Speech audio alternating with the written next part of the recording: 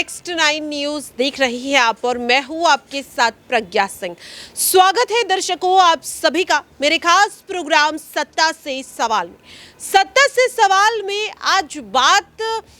अयोध्या में होने वाले रामलला की प्राण प्रतिष्ठा की, क्योंकि 22 जनवरी को राम जन्मभूमि अयोध्या पर रामलला की प्राण प्रतिष्ठा होनी है और अब भगवान राम से जुड़ा आस्था का ये मुद्दा सियासी रूप लेता हुआ नजर आ रहा है। सवाल लगातार ये बन रहा है कि आखिरकार क्यों राम मंदिर को अब सियासी मुद्दा बनाने की कोशिश की जा रही है, जहां एक ओर भारतीय जनता पार्टी और उनके तमाम मंत्री ये दिखाने की कोशिश कर रहे हैं कि अब अगर प्रधानमंत्री नरेंद्र मोदी नहीं होते तो शायद राम मंदिर अयोध्या में कभी बन ही नहीं पाता, तो वहीं दूसरी ओर कांग्रेस आखिरकार अपने आप को क्यों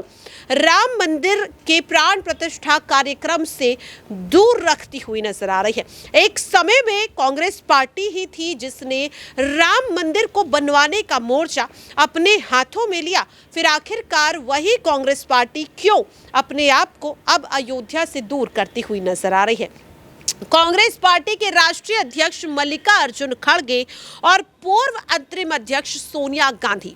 दोनों ही साफ कर चुके हैं कि वो 22 जनवरी को अयोध्या में होने वाले रामलला की प्राण प्रतिष्ठा के कार्यक्रम में नहीं जाएंगे, नहीं शामिल होंगे, जिसके बाद अब सियासत जो है वो गरमाती हुई नजर आ रही है। इससे पहले समाजवादी पार्टी लगातार इस सियासी दांवपेच में फंसी हुई नजर आ रही थी। कहा जा रहा था कि नेताजी के समय में राम मंदिर का मुद्दा उठाने वाले लोगों पर समाजवादी पार्टी के कहने पर गोलियां बरसाई गई। ऐसे में अगर समाजवादी पार्टी को अयोध्या में होने वाले रामलला की प्राण प्रतिष्ठा कार्यक्रम में जाना है तो पहले उन्हें देशवासियों से माफी मांगनी होगी, जिस पर अखिलेश और डिंपल दोनों ने ही तीखे अंदाज में प्रतिक्रिया दी और इस बात को साफ कर दिया कि भगवान राम सबके हैं,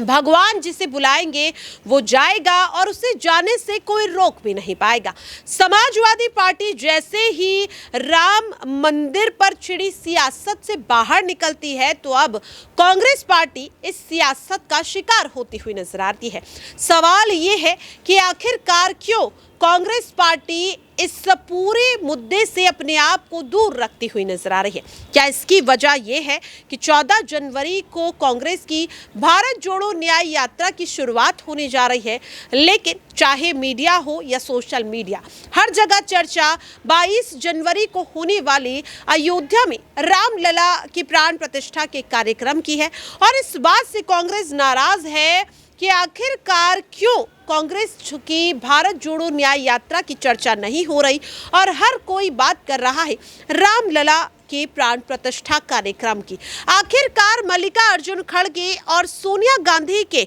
निमंत्रण को ठुकराने के पीछे की वजह क्या है, अब आपको समझाएंगे हमारे खास सहयोगी अमन जी से इस पर कुछ चर्चा करने के बाद।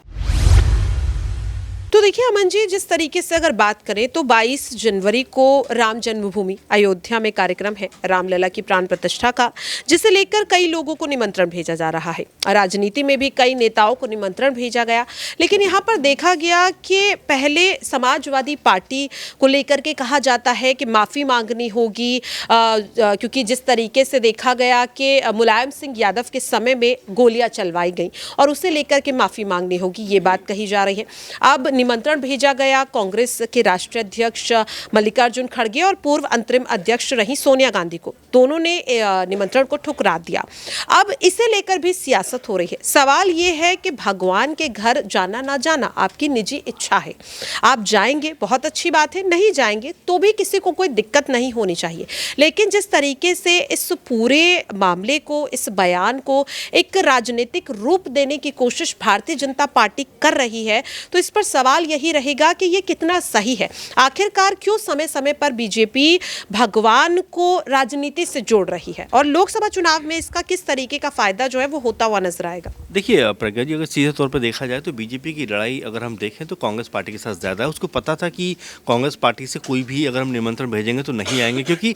इस पूरे के पूरे इवेंट को आप अगर देखें तो ऐसा लगता है कि बीजेपी ने इसको जिस तरह से अपने लिए बना लिया है, अपने लिए एक तरीके से राजनीति का सबसे बड़ा हथियार के तौर पर यूज़ कर लिया है। उससे कांग्रेस पार्टी कहने का विचलित भी है, परेशान भी है, लेकिन उसकी काट उसके पास भी नहीं है। इससे अच्छा ये है कि हम नहीं जाएँ तो ज़्यादा हमारे लिए बेहतर होगा। ये कांग्रेस पार्टी का मोटिव अभी फिलहाल नज़र आ रहा है। लेकिन देखिए, आपने सही कहा कि राम के नाम पर इस तरह से लगातार राजनीति हमारे देश में होती रही है। खासकर बीजेपी ने जब से ये मुद्दा अपने हाथों में लिया उसके बाद से तो लगातार बीजेपी की न सिर्फ पॉलिटिक्स चमकी है, बल्कि उनकी पार्टी जो एक समय 1984 में 2 सीटें हुआ करती थी, आज वो 300 से भी ज़्यादा सीटों पर कहीं ना कहीं नजर आती है। तो ये अपने आप में उनके लिए अचीवमेंट है। और साथ में राम के नाम के सहारे वो एक बार फिर 2024 में अपनी जो है तीसरी जीत दर्ज करना चाहते हैं, हैट्रिक बनाना चाहते हैं। रही बात जिस तरह से अखिलेश यादव की है या और भी तमाम दूसरी पार्टियों की है, तो देखिए उनका आना या ना आना बीजेपी के लिए अभी फिलहाल उतना फर्क नहीं डालेगा जितना कांग्रेस पार्टी के एंगल से उनके लिए फायदेमंद सौदा है। क्योंकि लगातार बीजेपी ने साबित करने का प्रयास किया है कि कांग्रेस की जो विचारधारा है वो हमेशा से